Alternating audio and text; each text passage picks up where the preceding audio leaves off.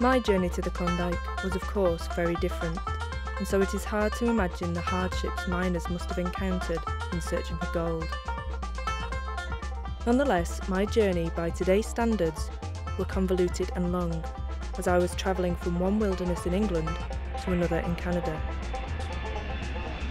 This journey took 4 flights and 3 days, as I passed the Vancouver coast, the mountains of British Columbia, the Alaskan coastal rivers and the Yukon hills and forests from up high. When arriving in Dawson City today, with a summer population of 2,000 and a winter population closer to 1,300, it is even harder to imagine this was ever a city at all. But at the height of the gold rush, more than 40,000 people lived here. Dawson had one of the largest populations in North and Central America and supported a large proportion of the Canadian economy.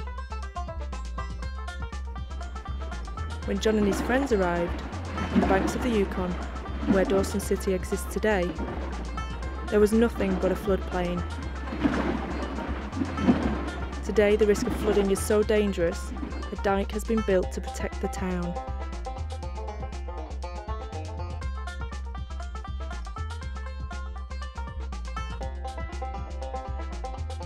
Finding things out about John Wilkinson wasn't easy. He was mentioned in Pierre Berton's The Klondike, but records about him were scarce. So I dug out some reference books, archive material and old photos to see what I could find. The records I found stated that John and his colleagues William Sloane, William Scouse and Thomas Flack staked a claim in September 1896. They struck pay dirt in December of that year. By June 1897, Sloane and Wilkinson had sold their partnerships for $50,000 each. They were on the first boats to return from the Klondike in 1897, which prompted the biggest media frenzy of its time and led to the Klondike Gold Rush of 1898. Come on, John, show us your big nuggets.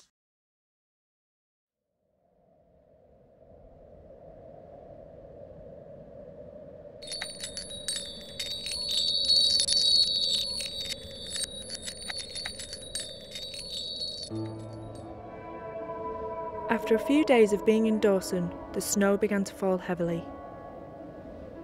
I attempted to get to the Wilkinson claim, 14 and 15 Eldorado, on foot, on bicycle and then by car.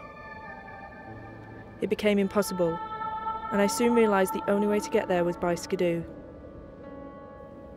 I was surprised to find gold mining still happens here in the Klondike. The roadsides are littered with mounds of rubble that have been dug up and spewed out into neat rows.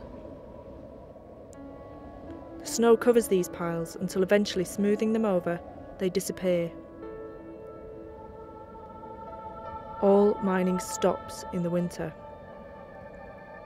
The whole place becomes a sort of relic to the mines, with abandoned rusty buckets and machinery strewn everywhere. Most of the miners had disappeared to much warmer climates. Not many of them were happy to talk to somebody like me, never mind take me to some of the richest goldfields in the world. 1896 was very different. Miners worked whatever the weather. When Wilkinson and his partners first found gold, temperatures had fallen to minus 60 degrees Fahrenheit, with only a maximum of 1 hour of daylight during the winter solstice. To make matters worse, food supplies, often depleted on the journey, were reduced to coffee and beans. Men would have shared their accommodation, 4 to 6 of them in a tiny cabin. Oh, pardon me. Oh, pardon me.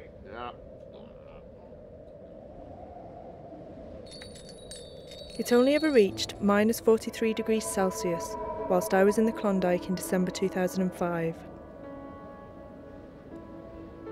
Being able to do anything outside at those temperatures is pretty impossible.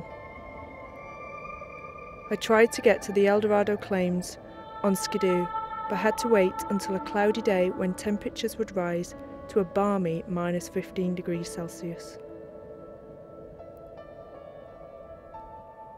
How John and all the other miners at the time managed it, I don't know. But they did. After 4 months of working the claim, it was December when they found a mere $57 worth of gold. This just about paid for all their expenses to get there and stay alive. Sloan and Wilkinson only actually hit jackpot when receiving $50,000 worth of gold in payment for partnership rights to the El Dorado claims. By the spring of 1897, when the ice had melted on the Yukon River and boats could freely move again, Wilkinson and Sloan had had enough. They were the first of the group to leave the Klondike. The irony is, only a month later, Flack and Scouse, who stayed to mine the claims, were extracting millions.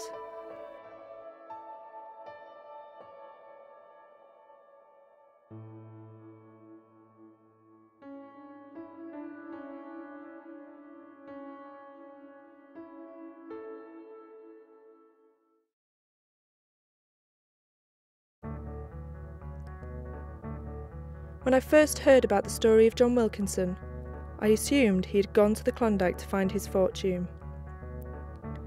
But from my experience and what I learnt whilst there, I think the gold was only one of the reasons he ventured into the Arctic. There was more to it.